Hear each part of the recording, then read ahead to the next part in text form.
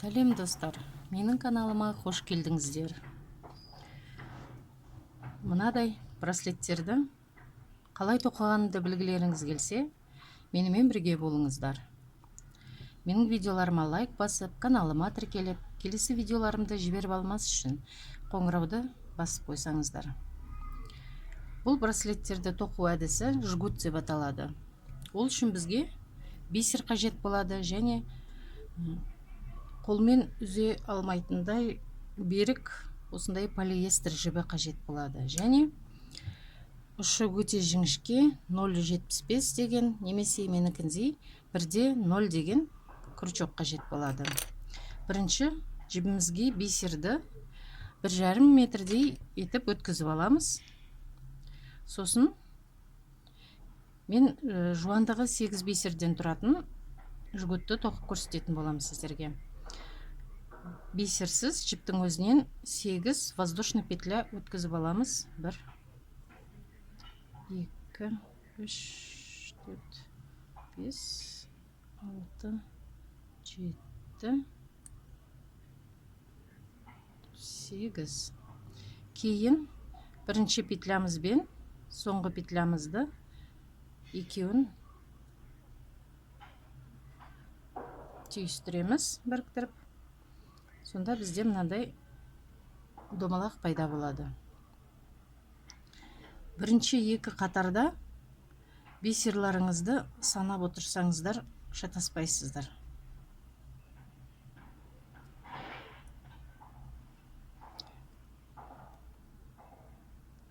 Біріктіргеннен кейінгі петлямызға, мына петля, крючогымызды өткізіп, жіпті крючоктың үстіңгі жағынан қойып, бисерімізді жақындатамыз.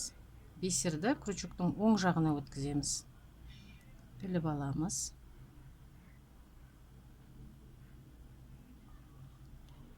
Жоғарғы жағынан бисерді крючоктың оң жағына іліп аламыз. Дәл осылай 8 бисерді тоқып аламыз. Бұл біздің бірінші қатарымыз болады.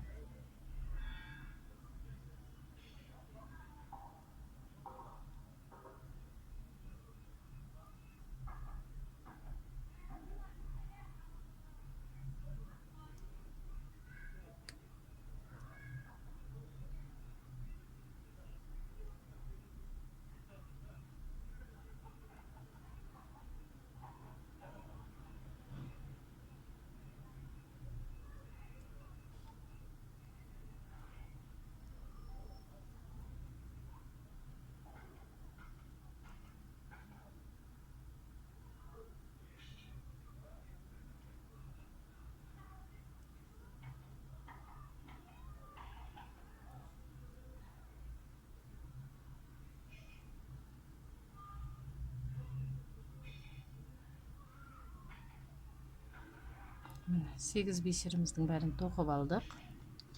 Келесі 8 бисер жақындатып алайық. 2, 4, 6, 8. Бірінші екі қатарды ұстауы да, тоқуы да қиындау болады. Міне екінші қатар бисердің астынан өткіземіз крючокты.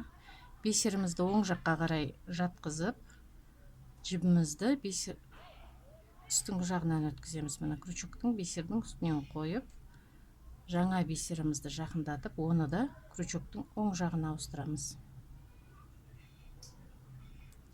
Бисердің астынан оң жаққа, жіпті жоғарғы жағынан бисерімізді және оң жаққа өткіземіз. Астынан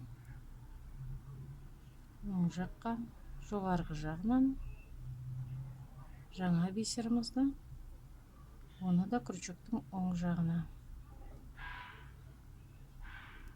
Астынан оң жаққа, жоғарғы жағынан және оң жаққа.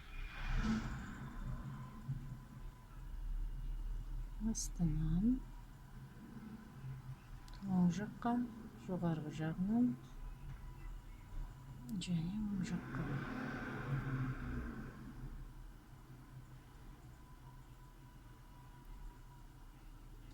Қиын боп көрінгеніменен өте оңай.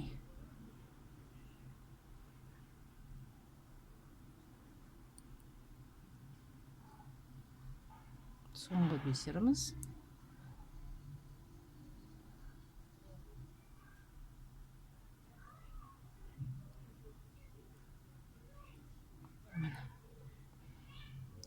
Міне достар, екі қатарын жүргізіп өттік. 2, 4, 6, 8 бисеріміздің барлығының басы түгел. Бисерларды 2, 4, 6, 8 санап отырсаңыздар, басының санын жоғалтпайсыздар, шатаспайсыздар. Егер шатасып кеткен жағдайда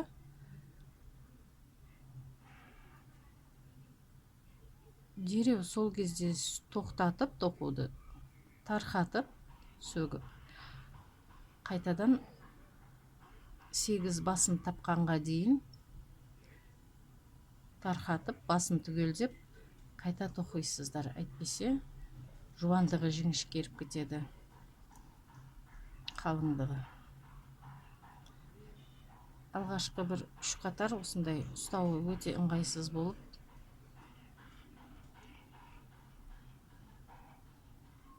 кедергі туындатады.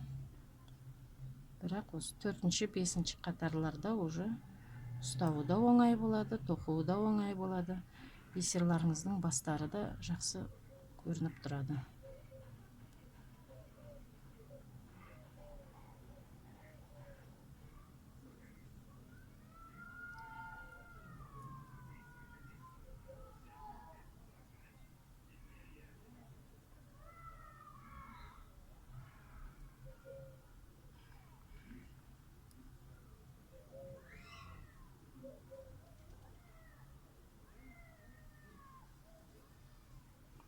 Сегіз бисерден тоқып отқан жуандығыңыздың бисерін санап алып отырсаңыздар, шатаспайсыздар, қателеспейсіздер, басын жоғалтпайсыздар. Міне соңғы бисерім 3-ші қатарымызда аяқталды. 2, 4, 6, 8 бастары түгел. Міне 3 қатарын бітірдік. 3 қатары тоқылды. Дәл осылай ары қарай тоқып кете бересіздер.